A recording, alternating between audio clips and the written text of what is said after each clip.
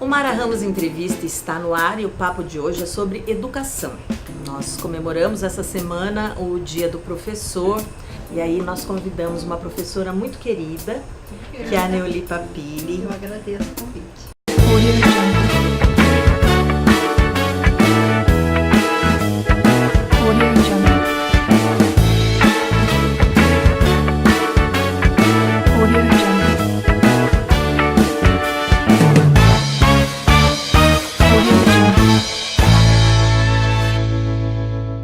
A Neoli tem mais de 40 anos de profissão. Ela começou a lecionar no Uru, passou pela Maria Angélica Marcondes, aqui em Pirajuí, passou pelo Privé e ela continua, está aposentada, mas continua lecionando em sua casa, onde ela também recebe alunos com diversos interesses, né? E com foco sempre na língua portuguesa. Sim, maravilhosa. E na literatura. Você foi minha professora de literatura e eu tenho uma história da Neoli para contar. Antes de começar a fazer pergunta, eu vou contar uma história dela. Acho que a gente estava no primeiro colegial e havia uma lista de livros. Naquela época nós éramos obrigados a ler livros. Olha que coisa maravilhosa. Nós líamos. E entre os livros que nós éramos obrigados a ler na época, Machado de Assis, José de Alencar e tal, eu me lembro que eu olhei para aqueles nomes todos e disse, eu não queria ler nenhum livro desse. E pedi para a Neoli me indicar um outro livro. E aí ela me indicou As Meninas, da Lígia Fagundes. E foi muito legal, assim, porque também foi um momento de final de adolescência, a gente se descobrindo e querendo entender o mundo. É uma lembrança muito gostosa mesmo que eu tenho de você. Mas como o nosso papo hoje não é sobre mim, nem sobre a história pessoal, nós queremos falar sobre educação. Eu propus a Neoli que nós fizéssemos hoje aqui uma reflexão mesmo sobre o papel do professor e sobre a nossa educação. Vamos começar falando um pouco disso, do papel do professor, Neoli. Sim. É preciso que a gente faça, primeiramente, algumas considerações em relação ao mundo em que nós estamos vivendo, porque nós estamos vivendo um mundo totalmente diferente, com mudanças muito rápidas. Quem definiu muito bem o mundo em que vivemos foi o filósofo Bauman. Ele é polonês, na realidade sociólogo, e ele disse que o mundo, todo no mundo hoje é líquido. Ele escreveu modernidade líquida, amor líquido, porque nada é para sempre. Relacionamento não é para sempre, nada é para sempre. As mudanças são radicais, são bruscas, as pessoas são individualistas. Esse é o tipo de mundo em que vivemos.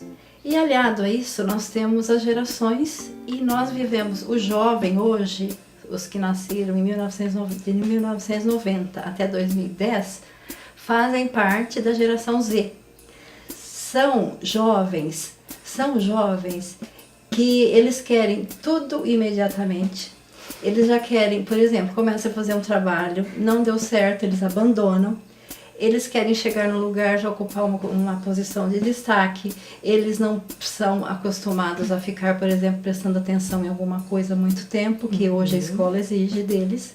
E tudo isso faz com que nós cheguemos assim, a um papel do professor não totalmente pronto para enfrentar toda essa realidade. Um mundo em que se fala em fake news, pós-verdade. E o professor é que está na linha de frente. O professor está se redescobrindo? É um momento de redescoberta do papel? Só que ele não está tendo muito tempo para isso.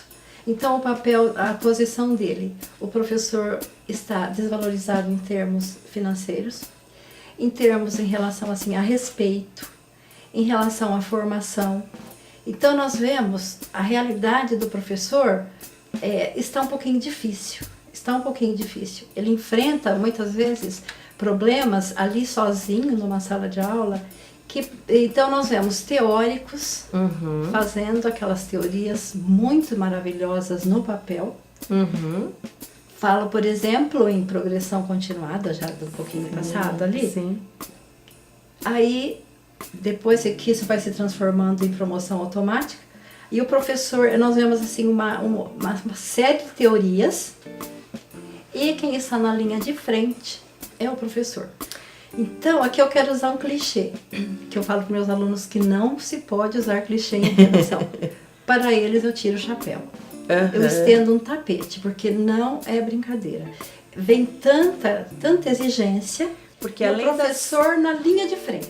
Além das mudanças, dessas mudanças na sociedade, no comportamento social, os governos vão passando e adequando e fazendo mudanças, e você mal se habitua a uma mudança, mal testou se aquela mudança realmente foi efetiva, se tem efeito, e já vem outra e vem outra. Então eles têm aí os inúmeros planos educacionais, via governos estaduais, municipais e também do governo federal.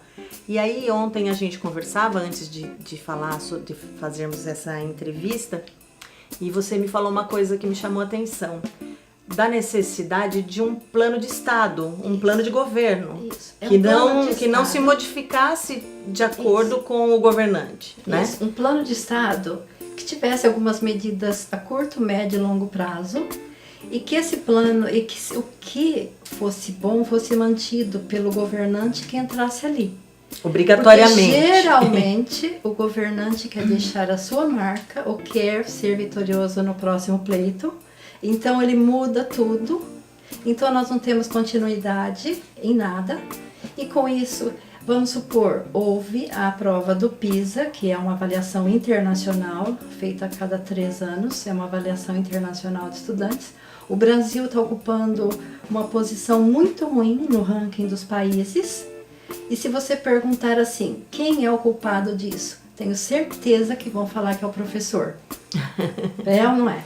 O professor, aí a gente vê um professor que mal remunerado, um professor que mal tem tempo para se preparar, porque muitas vezes ele não pode ficar só numa escola, ele tem que se dividir até com aulas particulares na casa dele, ou escola particular, ele sabe, porque e muitas vezes esse problema que nós estamos vivendo hoje de violência na sociedade, a escola seria assim, um micro espaço ali que representa essa sociedade.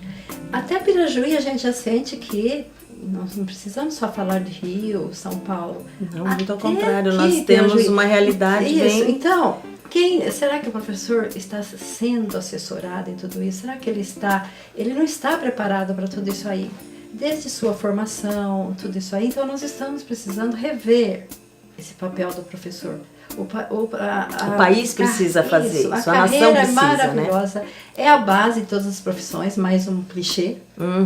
Se não existisse o professor, não existiriam as outras. Que acho que é até mais que um clichê, é uma verdade, uma verdade da vida. Mas é que já se transformou em clichê, porque nós vemos sempre isso nas redes sociais. Sim. E acho que tem uma outra dificuldade, né, Neuli, que é assim, a atividade pedagógica em si, o ensino em si. Nós estamos aqui vendo você está conectada, você tem tecnologia, essa tecnologia é aplicada na sua aula, e nós ainda temos no estado de São Paulo, por exemplo, que é o estado mais rico, com as melhores universidades, a melhor formação, e no entanto nós ainda mantemos o mesmo padrão de ensino de 30, 40, 50 anos atrás. Nada mudou, né? Então não houve um avanço nesse sentido também, né? Então eu vejo assim, eu não consigo, eu tenho a lousa, mas dificilmente eu uso agora. Porque eu tenho todo esse aparato aqui que me auxilia. Eu uso a plataforma Dropbox para entrar em contato com os alunos de redação. Eles sabem a hora que eu posto qualquer coisa. Então, eu tenho do primeiro colegial o que eles vão precisar, do segundo colegial. Sabe, é sempre assim, a tecnologia é fundamental. Sim, a tecnologia é fundamental. Ela é um aliado, né? Olha, que não é utilizado. Eu falei da geração Z e já vem vindo aí a geração Alfa. Essa geração não conheceu o mundo sem internet, tecnologia, exatamente. Não conheceu o mundo sem nada disso. Então, de repente, numa escola, não é culpa do professor, nem direção, nem ninguém. não está, o ensino não Preparado. está associado a isso, porque este uso deveria começar lá no começo, bem cedo, para que eles se habituem com a tecnologia, voltado para o ensino. E nós sabemos também, Mara, que para prender a atenção de um aluno, eu sei mais ou menos que eu li alguma coisa assim, de qualquer pessoa nós conseguimos prestar atenção em alguma coisa em 10, máximo 20 minutos. Agora, então, é preciso que haja uma renovação de tudo isso aí. Sim, sem Se dúvida. essa tecnologia faz parte da vida do aluno, ela tem que ser incorporada, mas de uma forma adequada. E se você perguntar hoje para jovens de 13, 14, 15 anos, o que eles vão dizer? A aula é chata, Isso mesmo. é entediante, eu não quero prestar atenção. Ele prefere, ainda que a escola proíba o uso de celular, ele vai dar um jeito de usar o Isso celular mesmo, no isso decorrer mesmo. da aula. E a escola não consegue acompanhar e se adequar a isso, os professores E tem não mais conseguem. um problema que eu acho, assim, que o aluno muitas vezes não está encontrando o significado naquilo que ele está aprendendo, Sem porque a dúvida. geração... Não faz parte da não rotina faz dele, parte né? dessa geração aceitar passivamente as coisas que ele não as que É mais ele acha. participativa, né? Ele precisa saber por que ele está fazendo aquilo ali, certo? Ou o que vai acontecer? Ou vai haver indisciplina, ou o aluno vai dormir, que eu acho, muitas vezes, pelo menos na minha aula, eu achava um desrespeito isso, certo? Ou achem com a aula de qualquer professor, um aluno dormir. Por isso, eu sempre tentei coisas novas na escola, mas Sim. assim, mas nunca é um trabalho que você vai fazer assim uma coisa permanente. São tentativas. Muitos professores fazem trabalhos maravilhosos, mas precisaria ser, isso daí precisaria ser uma constante, uma mudança total. E eu queria agradecer muito, parabenizar você pelo seu trabalho, pela sua paixão, pelo ensino. E quero encerrar, a gente já citou o Paulo Freire, eu vou encerrar com uma frase Posso dele. só falar mais Pode, alguma coisa? claro, eu ia me Eu despedir. quero agradecer Sim. o convite. Quero dizer que eu admiro o trabalho de vocês da TV Coop, porque leva a nossa região. Eu acho isso maravilhoso. Acompanho o trabalho de vocês. Que bom. Certo? Parabéns por isso.